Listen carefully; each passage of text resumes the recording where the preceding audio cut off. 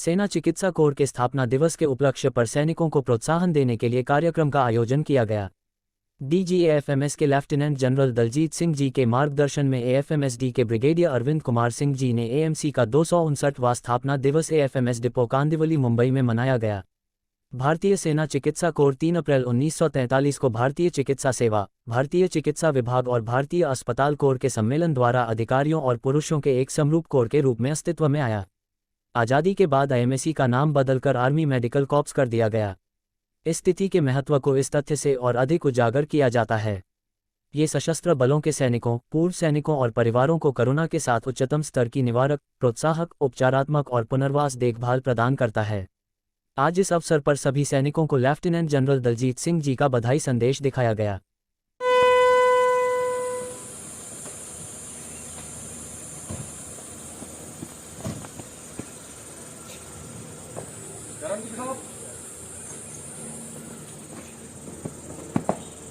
जय श्रीमान 3 अधिकारी, 9 सरदार साहिबान, 42 अन्य पद, 4 असैनिक अधिकारी और 82 अन्य पद।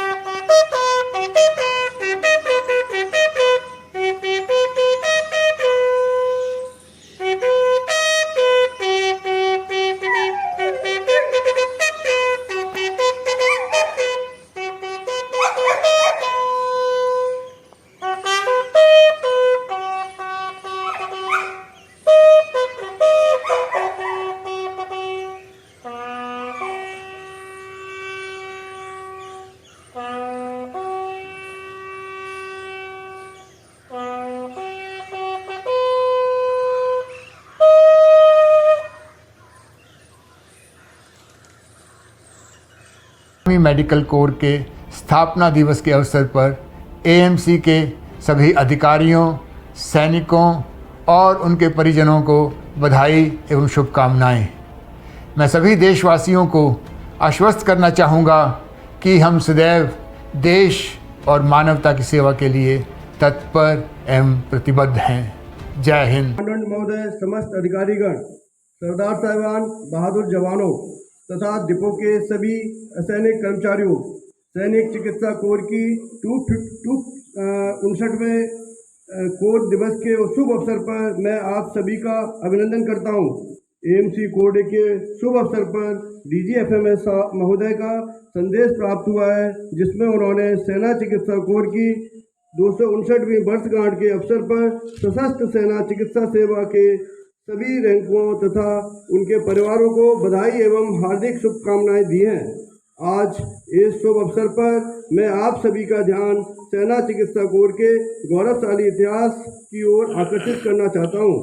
भारत में सेना चिकित्सा सेवा की शुरुआत और चिकित्सा प्रशिक्षण का विकास ईस्ट इंडिया कंपनी के समय शुरू हुआ। सर्वप्रथम 1 जनवरी 1764 को बंगाल प्रेसिडेंसी मेडिकल सर्विसेज की स्थापना की गई। तत्पश्चात सन 1767 व सन 1779 में बॉम्बे व मद्रास प्रेसिडेंसी मेडिकल सर्विसेज की स्थापना की गई। सन 1855 में डॉक्टर एससी चक्रवर्ती पहले भारतीय थे जिन्होंने प्रतियोगिता पास करके चिकित्सा सेवा में पदार्पण किया। सन 1881 में सेना अस्पताल बैटल कोर की स्थापना की गई। इसी समय ब्रिटिश सैनिकों के लिए स्टेशन अस्पतालों की स्थापना की गई।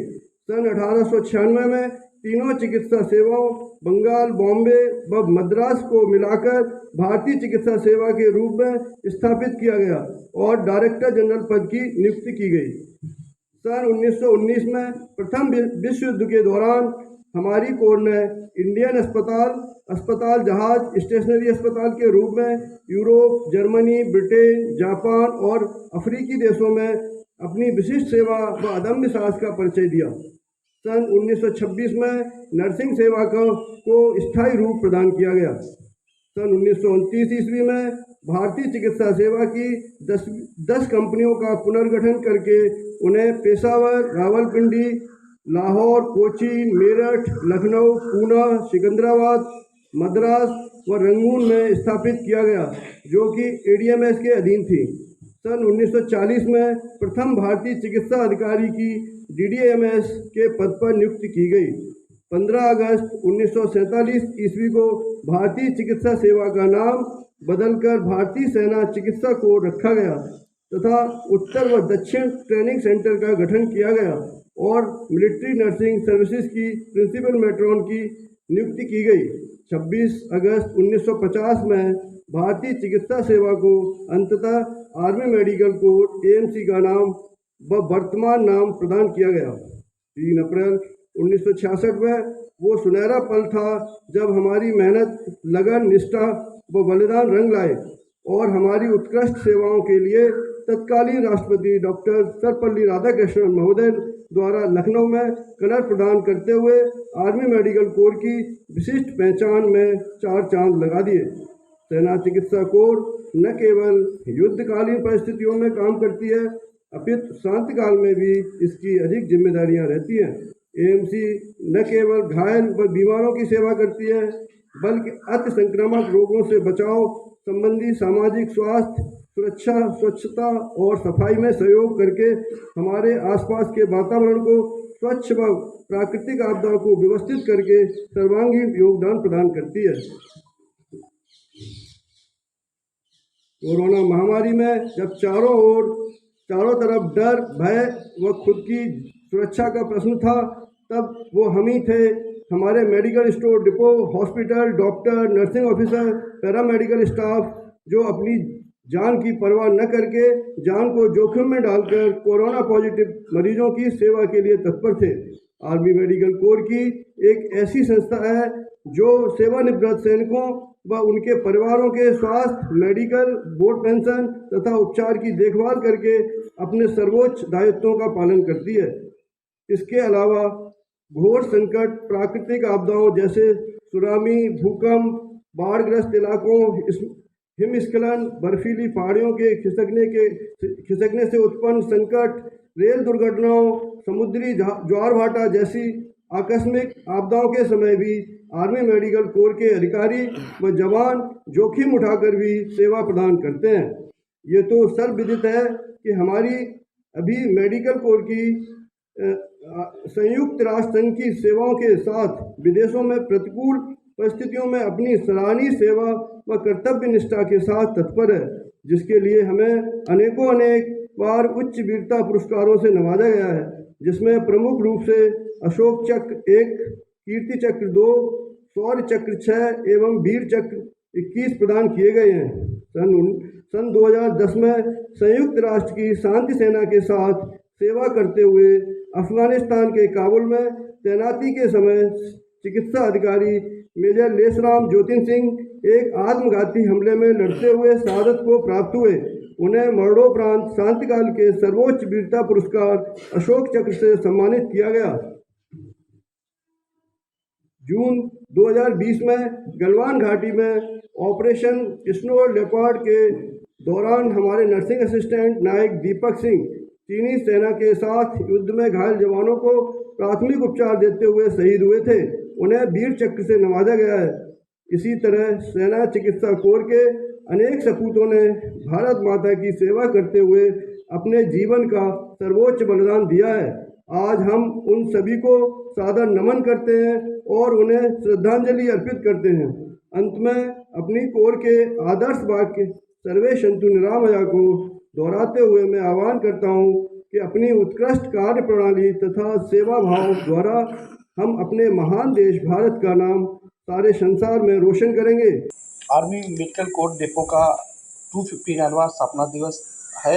ऐसे में जिस तरह से लेफ्टिनेंट जनरल जी ने कई तरह के मैसेजेस दिए हैं, खासकर आर्मी के जो अधिकारी हैं, कर्मचारी हैं, उनके लिए एक बेहतरीन मैसेज दिया है।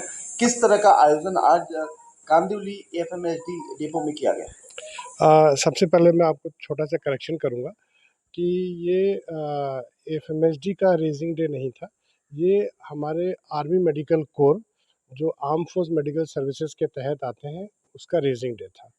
और ये पूरे भारतवर्ष में हर जगह पर हर यूनिटों पर इसको आदेश अनुसार लोगों में को प्रेरित करने के लिए डीजीएफएमएस के साइड से लेफ्टिनेंट दलजीत सिंह जो हमारे वर्तमान डीजीएफएमएस है, उन्होंने एक बहुत ही अच्छा मैसेज दिया लोगों को कि जो लोग जहाँ पे कार्यरत हैं अपना काम अच्छी तरह करते रहें और ये गौरवशाली इतिहास जो हमारा आर्मी मेडिकल कोर का है, उस पर कहीं पर आँच ना आए। अभी तक वो सारे कार्य सब लोग अच्छे करते रहें, चाहे वो युद्ध का क्षेत्र हो या कोई आपदा का समय हो। आर्मी मेडिकल कोर ने हर जगह पर अपना एक छाप छोड़ी है, जिसके लिए हम सब लोग आभारी हैं। और इस बार बहुत अच्छी बात क्या हुई कि डीजीएफएमएस के साइड से एक बहुत अच्छा फिल्म रिलीज़ हुई है, जो कि पूरे यहाँ के सारे कर्मचारी को दिखाया गया। उनमें इतना काफ़ी ज़्यादा जोश उत्पन्न हुआ। और उससे पहले हमने क्या किया, यहाँ पर एक हमारा स्मृति स्मारक है, वहाँ पर एक रीत लेंग हुई। शुरुआत हमने वहाँ से किया और स्पेशल सैनिक सम्मेलन जिसमें अभी आपने देखा, उसका आयोजन किया, जिसमें डीजीएफएमएस साहब का मैसेज सबको पढ़कर और सुनाया गया और दिखाया गया।